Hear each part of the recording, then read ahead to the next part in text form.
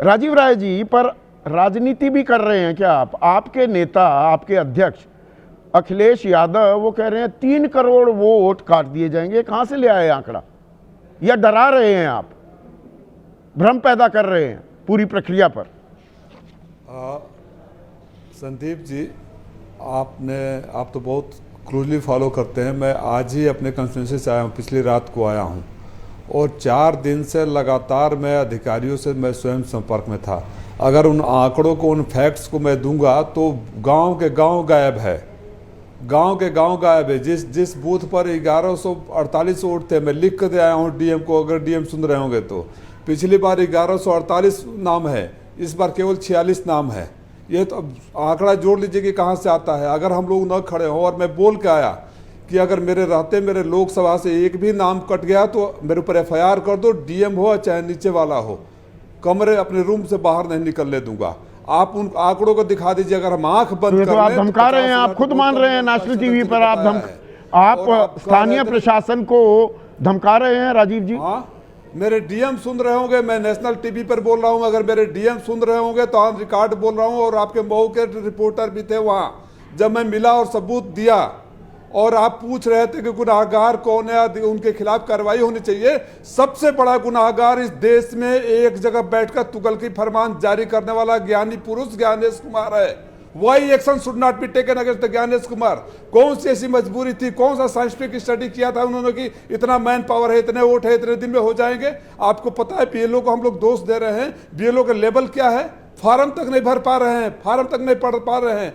2023 का ले वो एक्सप्लेन तक नहीं कर पा रहे। मैं जाकर अपनी टीम लगा के एक्सप्लेन करवा रहा हूँ कि 2003 में जिसका नाम नहीं है, अब उसका मान ली मेरी शादी हुई 2001 में, 2002 में, 2003 में, अब उसके माँ बाप कहाँ थे और वो लोग कहाँ चले गए, मैं वहाँ से लेकर आऊँ।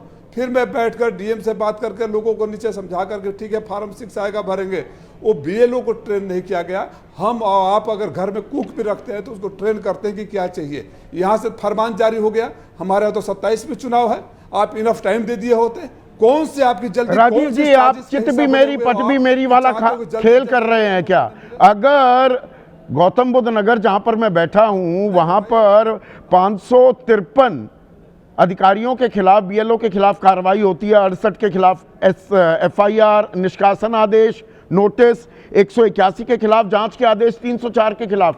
तो आप कहते हैं अरे ये बीएलओ को बलि का बकरा बनाया जा रहा है। काम करवाओ तो दिक्कत, ना करवाओ तो दिक्कत। तब आप पूछते हैं ट्रेनिंग नहीं दी है। ना ना ना ना ना, एकदम Sandeep ji, let me correct the fact, let me correct the fact. मैं अपने स्टेटमेंट, ओपनिंग स्टेटमेंट में भी बोला कि सबसे बड़ा गुनाहगार ज्ञानेश कुमार है। बिना ट्रेंड किए बीएलओ को भेज दिए, बेचारे क्या करेंगे?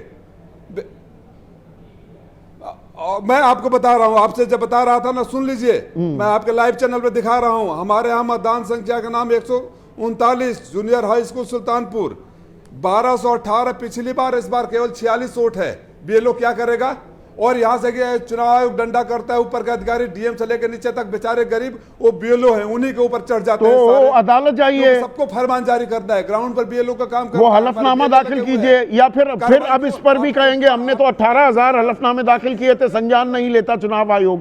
तो अदालत जाइए राजीव जी।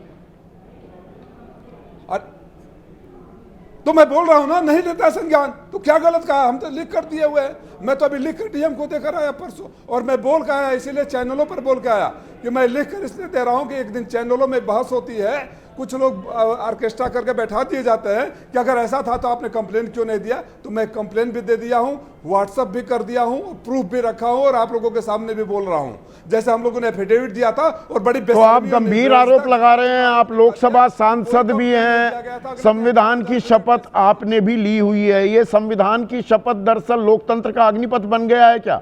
गंभीर सवाल और आरोप लगा रहे हैं राजीव राय, रोहित अग्रवाल, कि सुनी नहीं रहा प्रशासन, चुनाव आयोग कान में तेल डालकर बैठा है।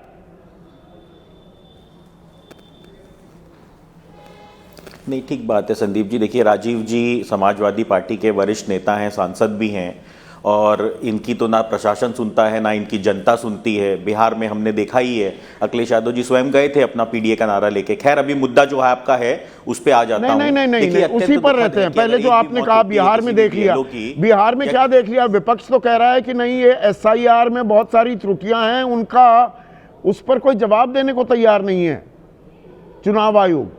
बिहार मॉनसून के टाइम पर ही एसआईआर क्यों हुआ ये नहीं पता। अब यूपी में फसल कट रही है, गांडे कट रहे हैं, आपका तो आधा वोट बैंक ही उसी इलाके में है। वो अपना गन्ना काटे, अपनी पर्ची बुनवाए, मिल में लेकर जाए अपने गन्ने को, या अपना फॉर्म भरवाए, और शादी ब्याह में भी जाना है। बड़ा अच्छा टाइम चुना है। हाँ देखिए, मैं संदीप जी थोड़ा सा टाइम दीजिएगा। हाँ, थोड़ा सा टाइम दीजिएगा कि पॉइंट वाइज जो आपने सवाल पूछा उसका जवाब दे देता हूं। तेजस्वी यादव तो काफी खाली हो गए हैं, तो मुझे लगता है वो घर में लड़ाई करने की बजाय उनको वो 65 लाख जो नाम काटे हैं उसकी समीक्षा करनी चाहिए, और जितने व्यक्ति जिनके नाम कटे हों और वो जिंदा हों उनकी एक लाइन बना के खड़ा कर देना चाहिए। क्योंकि 65 लाख में से अगर 2 लाख भी व्यक्ति वो ढूंढ पाएंगे या 50,000 भी ढूंढ पाएंगे तो मुझे लगता है काफी लंबी लाइन। यहाँ तो एक बूथ का बाकायदा उदाहरण देकर कि जहां पिछली बार चुनाव में 1200 वोट थे, 46 वोट रह गए। ये तो गंभीर आरोप हैं, ऑन रिकॉर्ड दे रहे हैं। मैं तो कह रहा हूं बूथ का नाम बताकर दिया है।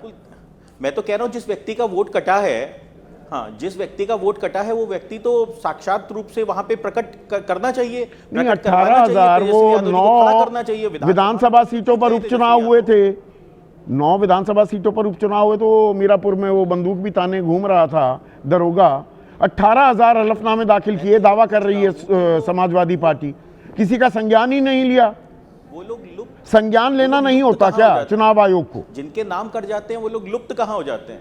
नहीं, बिल्कुल संज्ञान लेना चाहिए, चुनाव आयोग को संज्ञान लेना चाहिए, और चुनाव आयोग को हर चीज का जवाब भी देना चाहिए, क्योंकि यह संविधान के तहत चलने वाला देश है। और संवैधानिक संस्था को तो अपने ऊपर एक भी आरोप अगर लगे तो उसका क्लियर कट जवाब देना चाहिए, क्योंकि वो अगर कटघरे में खड़ा होगा तो इससे हमारा लोकतंत्र कमजोर होता है। तो हमको लेकिन यह भी समझना पड़ेगा कि कम से कम एसआईआर में जिन बिहार में लोगों का नाम कटा था वो लोगों को इकट्ठा करके तेजस्वी यादव को वहां पे एक आंदोलन खड़ा करना चाहिए।